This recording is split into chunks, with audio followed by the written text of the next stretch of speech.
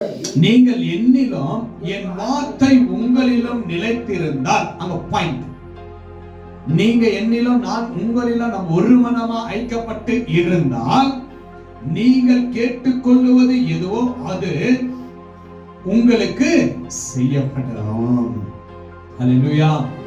அப்ப ஆண்டவருக்குள்ள நம்ம வாழும் பொழுது, கிறிஸ்துவுக்குள்ள ஜீவிக்கும் பொழுது, அவரோடு நம்ம வார்த்தையில நிலைத்திருக்கும் பொழுது, நம்ம என்ன கேட்டாலும் கொடுக்கிறாங்க. என்னதுங்க?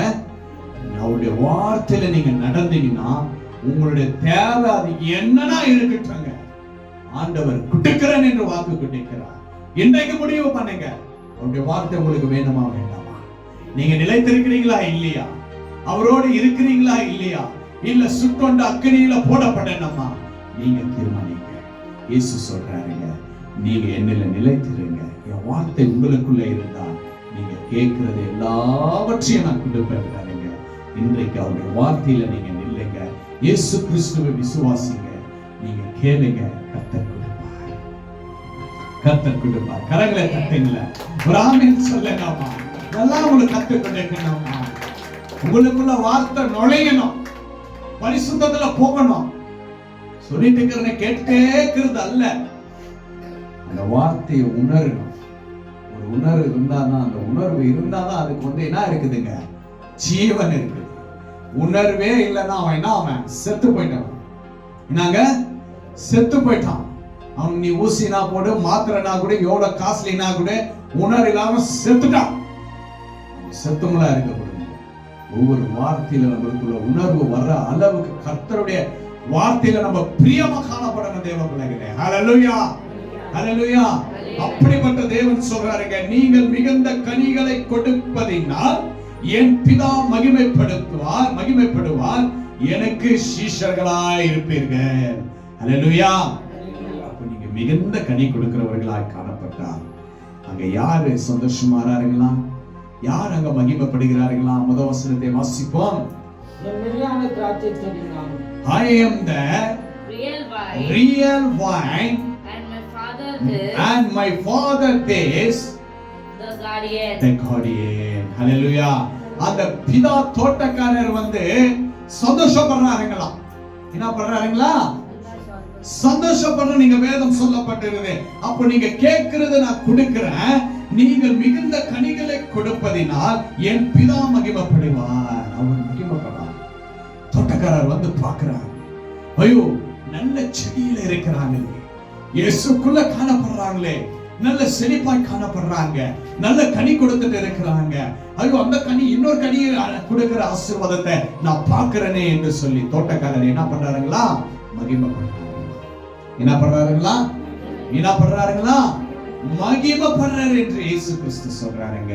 உங்களை எண்ணி ரட்சிப்பதற்காக தான் கிறிஸ்து இந்த வார்த்தைகளை சொல்றாருங்க. நாம் எல்லாரும் பரலோக ராஜ்யத்துல இருக்கணும் என்று சொல்லிதான் ஆண்டவராகிய இரட்சகர் இயேசு கிறிஸ்து இவைகள் எல்லாம் நமக்கு கொடுக்கிறவராய் காணப்படுகிறார். இன்றைக்கு ஒரு முடிவெடுங்க, என் வாழ்க்கையில என் இயேசுதான் எனக்கு மெய்யான செடி, என் பிதா எனக்கு தோட்டக்காரர், என் பிதா என் வாழ்க்கையில நடத்துகிற உண்மை உள்ள தேவன், அவரோட எனக்குள்ள நான் காணப்படுவேன், அவரோட நான் இருப்பேன் என்று உறுதியடைங்க. இயேசுவோடு இணைந்திருக்க தேவ பிள்ளைகளே, கர்த்தர் உங்களை ஆசீர்வதிக்கிற தேவனாய் காணப்படுகிறார். அவரை விட்டு நம்ம போயிட்டோம்னா நம்ம கொட்டி போயிடுவோம், நம்ம மரித்து போயிடுவோம், நம்ம சுட்டெரித்து அக்கினியில போடப்படுவோம். அப்படி நமக்குள்ள வேண்டாம். அவருடைய வார்த்தை நமக்குள்ள வேணும். பிதாவை நம்ம மகிமைப்படுத்தணும். தோட்டக்காரர் பிதாவை நம்ம மகிமைப்படுத்தணும். செடியா இருக்கிற இயேசு கிறிஸ்து நமக்குள்ள காணப்படணும். அப்படி நம்ம அவரோடு இணைந்திருக்கணும். அவருடைய வார்த்தை நமக்குள்ள காணப்படணும். அப்படி நமக்குள்ள காணப்பட்டால் கர்த்தர் பெரிய காரியங்களை செய்வார். நேரங்கள் இல்லாத நிமித்தமாய் இன்னும் அநேக வார்த்தைகளை நான் உங்களோடு பேச தேவன் வைத்திருக்கிறார். தொடர்ச்சியாக கர்த்தர் அதையும் செய்ய இயேசு வல்லவராய் இருக்கிறார். கடைசியாக வாசிப்போம். நீதிமொழிகள் 4ஆம் அதிகாரம் 4ஆம் வசனத்தை மாத்திரம் நம்ம வாசிப்போம்.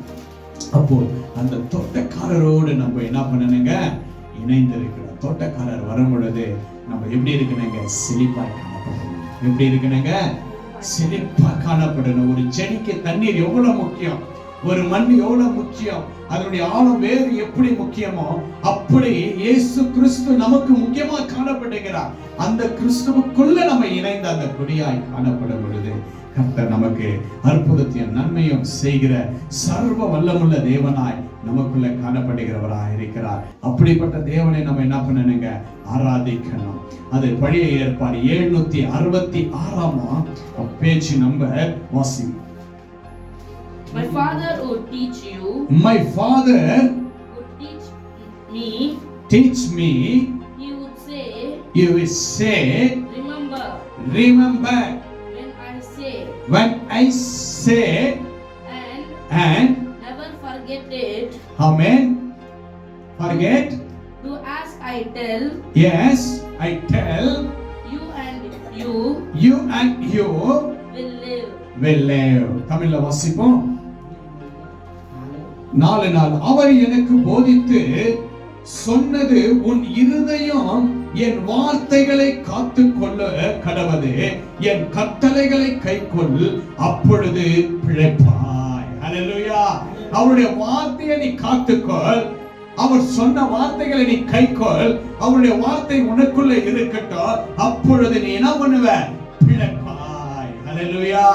அப்போ அவருடைய வார்த்தையில நம்ம நிலைத்திருக்கணும். அவர் செடியாய் இருக்கிற இயேசு, அவர் செடியாய் இருக்கிற இரட்சகர், அவர் ஜீவனுள்ள தேவன். அந்த செடிக்குள்ள நம்ம கொடியாய் இருந்து நல்ல கொடிகளை கொடுத்த நம்ம ஆண்டவரை ஆராதிக்கணும். அப்பொழுது பிதாவானவர் நம் மத்தியில வரும் பொழுது அவர் மகிமைப்படுவார் என்று வேதம் சொல்லப்பட்டிருக்கிறது. இன்றைய கர்த்தரிடத்துல நம்ம ஒப்பு கொடுப்போம். கர்த்தர் நம்மை ஆசீர்வதிப்பார், பலப்படுத்துவார். நல்ல ஒரு பங்கை நம்ம தெரிந்து கொண்டோம். இன்றைக்கு ஒரு நல்ல பங்கு இயேசப்பா நமக்கு கொடுத்திருக்கிறார். அந்த தோட்டக்காரர் பிதாவானவருக்கு மத்தியில நம்ம எப்படி இருக்கிறாங்க? செழிப்பாய் காணப்படணும். அந்த செழிப்பு நமக்குள்ள காணப்பட வேண்டும் என்றால் கிறிஸ்து செடியா இருக்கிறார். அந்த செடிக்குள்ள நம்ம இருக்கணும். அப்ப நம்ம மிகுந்த சந்தோஷத்தை கொடுப்போம். பிதானவர் வரும் பொழுது நம்மளை அவர் என்ன பண்ண போறதுங்கள? வெட்டி அக்கினிக்குள்ள போட மாட்டார். அப்ப ஆண்டவருக்குள்ள காணப்படணும். கிறிஸ்து இயேசுவை விசுவாசிக்கணும். முடிஞ்ச அளவுக்கு அநேகருக்கு இந்த சத்தியத்தை கேட்டதை நீங்க சொல்லுங்க. இயேசு செடியா இருக்கிறார், நம்ம கொடியா இருக்கணும், நம்ம குடும்பம் ஆசீர்வதிக்கப்படணும். அதுக்கு இயேசு கிறிஸ்துவை விசுவாசிங்க, இயேசுவை தேடுங்க, வேதம் வாசிங்க, சபைக்கு போங்க என்று நீங்க இந்த வார்த்தையை கேட்டு பிறருக்கு சொல்லுங்க. கர்த்தர் உங்களையும் ஆசீர்வதிப்பார். உங்க பிள்ளைகளின் குடும்பத்தையும் உங்க சூழ்நிலைகள் எல்லாவற்றையும் கர்த்தர் ஆசீர்வதித்து பலப்படுத்த இயேசு வல்லவராய் காணப்படுகிறார். நம் ஆண்டவராகிய இரட்சகர், கர்த்தராகிய இரட்சகர் இயேசு கிறிஸ்துவின் கிருபையும் சமாதானமும் உங்களை தொடர்வதாக கர்த்தர் உங்களை ஆசீர்வதிப்பார். நம்ம யாவரும் கண்களை மூடி ஆண்டவரை நோக்கி பார்ப்போம். Thank you Father. Thank you Lord. கொடுத்த வார்த்தைக்காக ஸ்தோத்திரிக்கலாமா? Glory be to God in the name of Jesus. Thank you Lord. Thank you Lord. Thank you Lord.